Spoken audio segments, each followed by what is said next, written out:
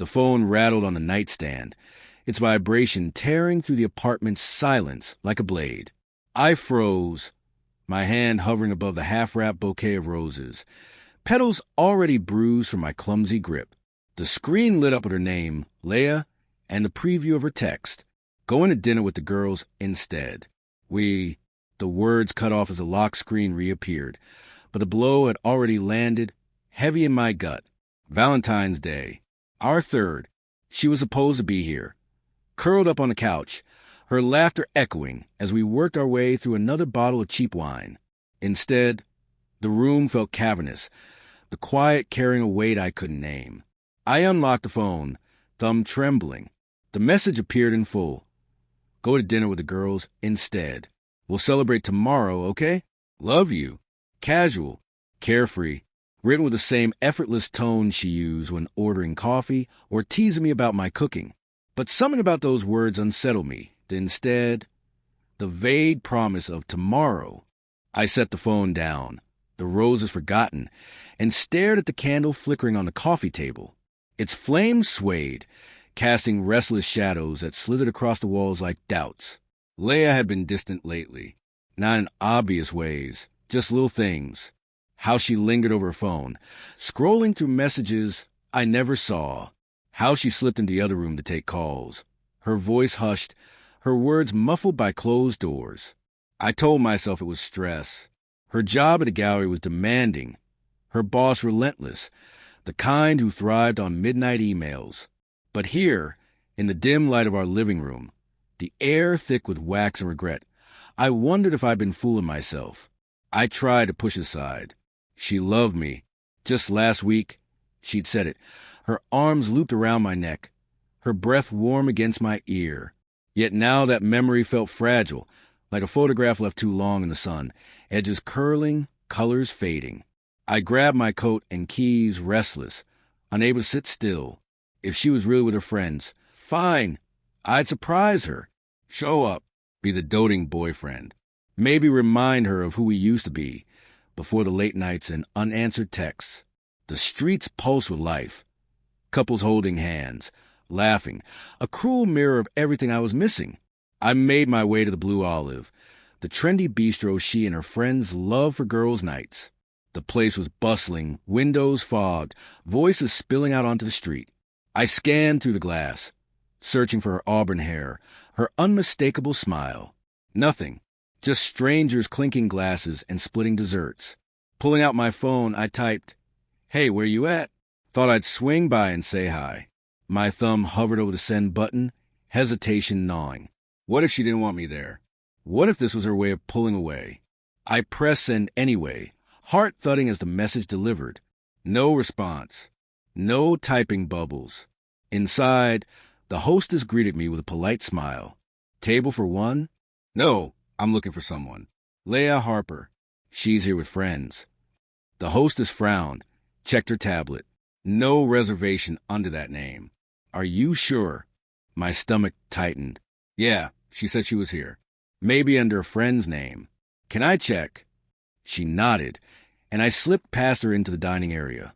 The clatter of silverware and bursts of laughter scraped against my nerves as I scanned every face. No Leah, no familiar group.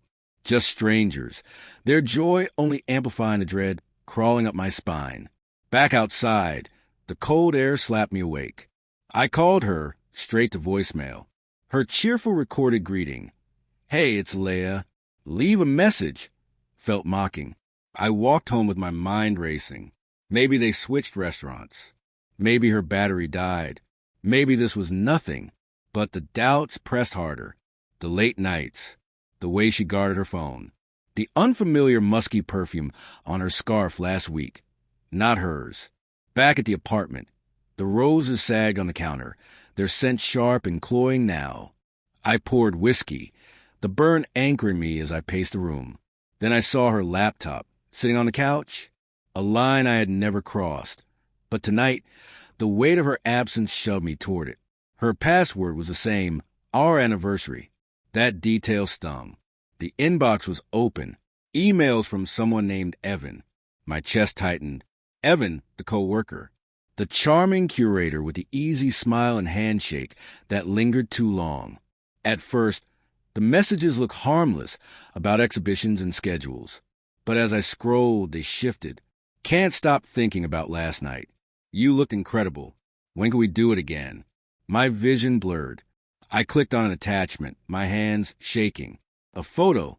Leia, laughing in a dim bar. Evan's arm draped around her waist. Her eyes sparkled, the way they hadn't for me in months. I slammed the laptop shut. My breath came ragged. The whiskey glass slipped from my hand, shattering across the floor. The front door opened. "Babe, you home?" Leia's voice soft, almost cautious. I stood frozen, shards glittering at my feet. She stepped inside, cheeks flushed from the cold, coat dusted with snow. Her eyes flicked from the broken glass to me. "What's wrong? Where were you?" My voice was low, taut. "I told you. Dinner with the girls." "Which restaurant?" "The Blue Olive," she answered too fast. "They didn't have your name." I checked. Her face faltered, just for a heartbeat, but enough. Must have been a mix-up. We went somewhere else with Evan. The name landed like a stone. Her eyes widened, lips parting, but no words followed. The silence confirmed what I already knew. I saw the emails. I whispered, voice trembling. "The picture. How long?" She looked away, her hands twisting together. "It's not what you think." "Don't lie to me." The words cracked from me, raw. "Just tell me." Tears welled in her eyes. It was a mistake. It started as flirting, talking. I didn't mean for it to go further. "I love you, I swear." "Then why?" My voice broke, anger hollowing into ache. Why wasn't I enough? She collapsed onto the couch, covering her face. "I don't know," she sobbed. "I was lonely. You were always working. Evan was there. It wasn't love, it was a mistake." I wanted to scream, to break something, to make her feel a fraction of the pain tearing through me. Instead, I just stood there, crushed by the weight of it all. The roses, the candle, the night I'd planned. A cruel joke. "I'm sorry," she whispered, reaching for my hand. I pulled back. Her touch burned. "I need time," I said, barely above a whisper. I grabbed my coat and walked out, the door slamming behind me. The city swallowed me whole, its lights blurring through my tears. In my pocket, my phone buzzed. Another message from her. I didn't read it. Not yet, because the worst part wasn't betrayal. It was knowing I still loved her, and not knowing if I could stop.